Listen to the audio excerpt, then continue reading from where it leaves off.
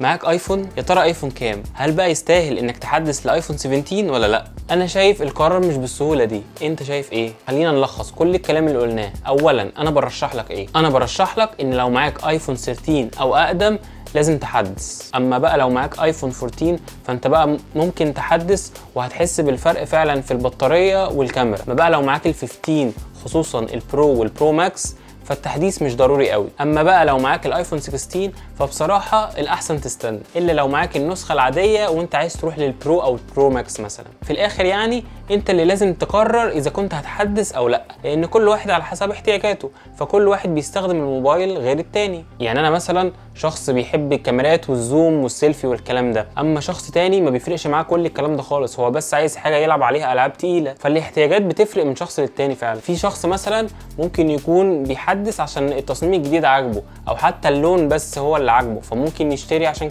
كده يعني. ابل بتحاول تخلي التحديث مغري للناس كلها كل سنه، بس الاختيار الصح بيفرق على انت ماسك انهي موبايل دلوقتي وايه اللي بيفرق معاك بالظبط. دلوقتي قول لي انت معاك انهي ايفون، وهل التحديث لل17 فعلا يستاهل؟ اكتب لي في الكومنتات، ولو محتار قول لي ايه الموبايل بتاعك بالظبط وهرد عليك على طول. الفيديو اللي جاي هنشوف مين يتفوق، الايفون 17 ولا الشاومي 17. كده قلنا جزء صغير، بس الفيديو كامل موجود على القناه دلوقتي.